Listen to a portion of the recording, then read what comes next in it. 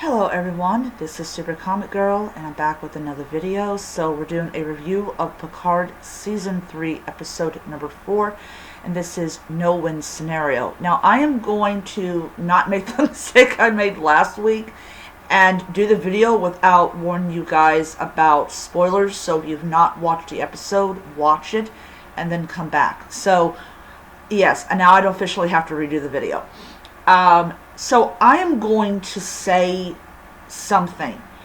I have never watched an episode of Picard that literally, if I had nails, I would bite them down to nothing. This episode was emotional, amazing, and just OMG. Like, it is, this episode was so good. And also, it also is a reminder that really be careful what you say, because you may end up regretting your words in about 5 years or something like that. So, we have the Titan A that is stuck in this gravity well, and we find out a lot when the Titan is in this gravity well. And we also find out the gravity well is not what people thought it was. And I when I get to the little part later on, I'm probably going to chuckle again, because it was like, yeah, like, don't dish out if you don't want somebody to dish it back to you. So Captain Shaw is confined to his quarters because, he's injured. So during this time, we find out a lot. So first of all, Commander 7 goes to her former commanding officer, because he's confined to quarters because he's injured. And basically, he gives her the information about how to tell if someone is a changeling. So so this goes back to the big difference between Voyager's time during the Dominion War and the Federation's time during the Dominion War. So Captain Janeway and the crew and the Maquis crew that was led by Chakotay, they went into the Delta Quadrant before the Dominion War. So Voyager never fought in the Dominion War. They never encountered the changelings. So they had no experience whatsoever with them. The Borg never encountered the changelings, so they had no information to go by. Because you have to remember is all of Seven's knowledge comes from two places. One, her time with the Borg, and two, her time on Voyager. So she's going to Captain Shaw because he fought in the Dominion War, and so he knows about the changelings. And basically, he tells her that if you, tells about, all about them, that, they can't survive in a solid state for too long, all this type of stuff. So she finds the body. Oh, poor man. And she finds the receptacle that the changeling was using. Well, the changeling has found a new form, killed someone else, found a new form, and all that. So Shaw also tells her that ask them a question that they don't know, and boom, you have your changeling. Ask them a question that they would know, but because of the fact that changelings don't know everything, you can actually ask them a question that the real person is supposed to know, but the changeling doesn't know it, they're going to answer it wrong. So one of the things that the Titan 8 is, it's a refit of the original Titan. So this is a refit of the Titan that this was Captain Riker's first command. So when they retrofitted it, they didn't totally retrofit it. There was still some elements of the original Titan that was not taken out, including their nacelles. So we also find out from Shaw that he was on one of the ships during the Battle of Wharf 359. I hope I got that right. And sure enough, his ship was one of the ships that was attacked by the Borg. And he tells Jack that Picard was so evil that they actually gave him his own name. Thing is, Jack already knows about this, because you cannot tell me that his mother didn't tell him about the Borg and about Picard being forced to do this. Another thing is, we also get a flashback to when Picard is talking about this mission that he had been on, and Jack was there. And he did not know it at the time, but he opened his mouth and inserted his big fat foot. Of course, when he finally realizes later on that he was talking to his son, he was like, oh no, I just did not do what I thought I did. You could tell later on down the road towards the end of the episode that Picard is very shameful of what he said. And people are like, yeah, Picard can feel shame. So we also find out that Vadic has a lot more reasoning behind what she's doing than we thought originally. So her hand is actually a changeling. And when she cuts it, it becomes it, and she reports. And she doesn't want to go back into the gravity well, into the so-called nebula, because she is concerned about the safety of her ship and crew. This thing doesn't care. This thing wants Jack Crusher, and Vadic has no clue why. Why in the world do you want me to get this guy? So, yes, she is hunting Jack, but even she is confused about why this is happening. And also, what I'm getting the impression of is the changeling is affecting her behavior. So, when she's not attached to it, she's a very worried and terrified person. This thing's got an axe over her people. This is the lowest low that you could possibly do, reminding her of her people. So what happens is Beverly, who is so wonderful in this episode. Yes, she is.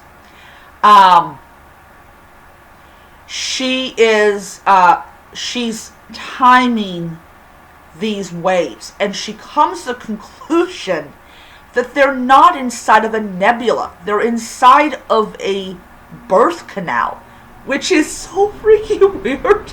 It's weird. And so they come up with an idea of using the nacelles to suck in the energy and use that to get out of there. And I am going to say, this was the most ingenious idea that Jack and Beverly came up with. And it's really interesting is during the conversation that Picard and Jack have, Picard actually confesses to Jack that he would have named him Jack. He's kind of like, oh no, I thought you'd be different. Be like, yeah, I would name you Jack. It's just, that's the perfect name. I was like, he's like, oh no. Like, I mean, he's kind of like, why would you name me after your dead husband? And they're like, oh, by the way, my dad would have named me that too. So it's it's hilarious. They have a really great moment, and you know, it just, you know, leads up to his realization that he had put his big foot inside of his mouth. Another thing that he mentions is the bald head, and he's like, yeah, enjoy it while you got it. So it was the elephant. His hair. Laughing my butt off on that. Out of all the things that you could be worried about, you're worried about your hair. It's hilarious. It is absolutely hilarious that this is what Jack was worried about. Like, I just, his hair. I was like, yeah, enjoy it while you got it. Like, 25 years is the maximum you're gonna have hair. It was funny. And yeah, I mean, you know, but you know, Jack doesn't hold it against his father for what happened, and I know a lot of it has to do with, you know, what his mother said, because that was like the worst moment that Beverly ever had. We also find that, you know, Captain Riker says to, not Captain Riker, Admiral Picard says to Captain Shaw, we could really use a grease monkey. So he goes down there, and him and Seven were trying to open up the nacelles when LaForge comes in, and it's really odd because we know LaForge is up on the bridge. What is she doing down here? And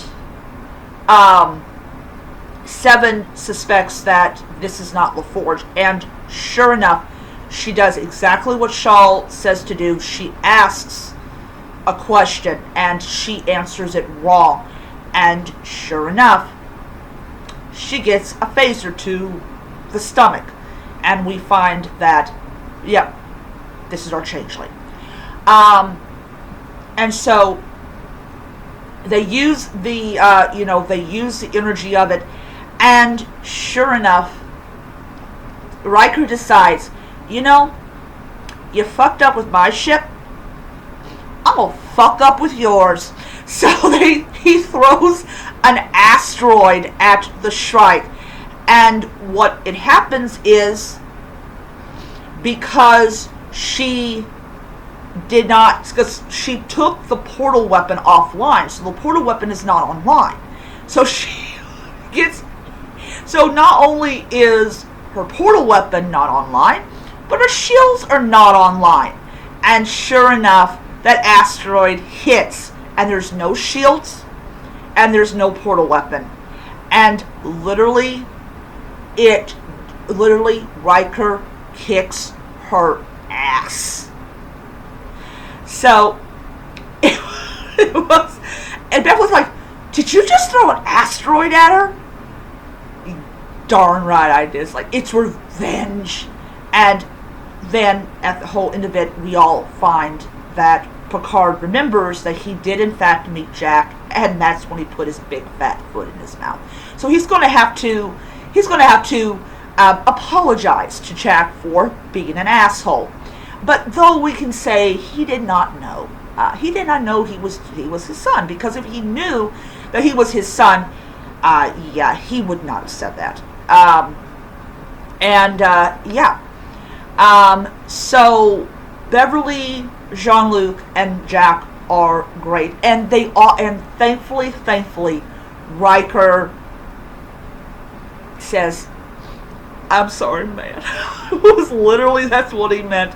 But he also tells about what happened when Thaddeus was buried. And he says that it was 6 feet, but it was so dark. And, yeah. So, I am not going to end this review without mentioning the obvious. What comes out of it when that entity gives birth? The same little bitty aliens that we saw at the encounter at Farpoint.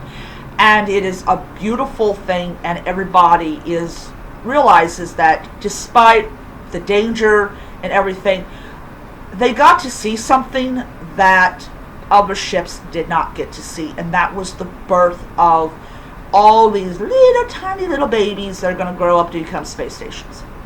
Yeah, I'm talking about Encounter at Farpoint, people. I'm talking about it.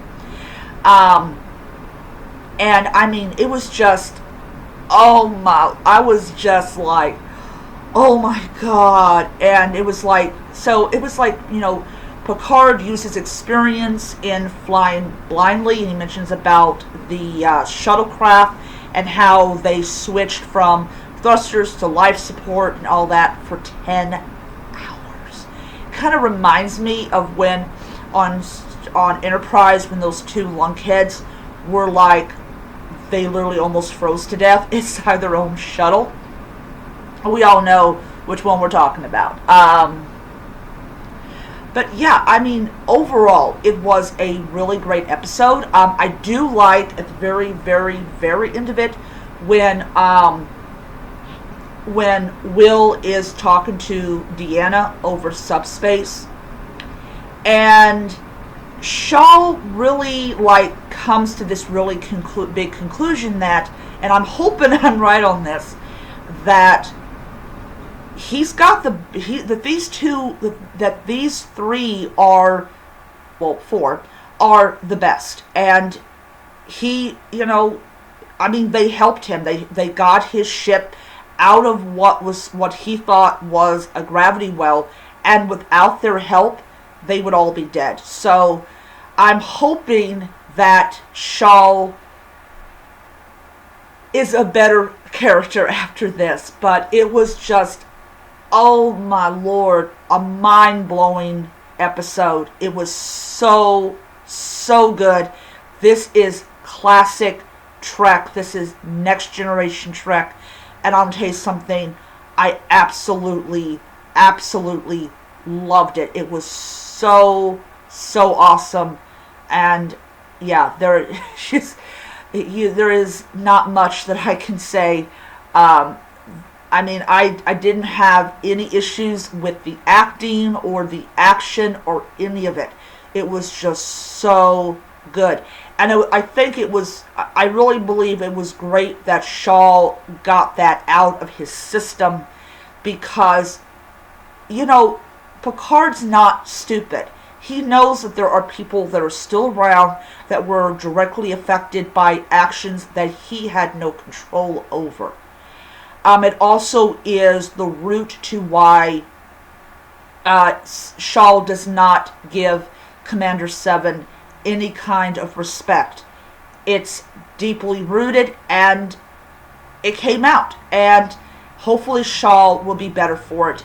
He will give Commander 7 the respect that her rank entails, because a lot of these people that are running the Titan, they weren't around. They weren't around when War 359 happened. They were not. They hadn't been born yet.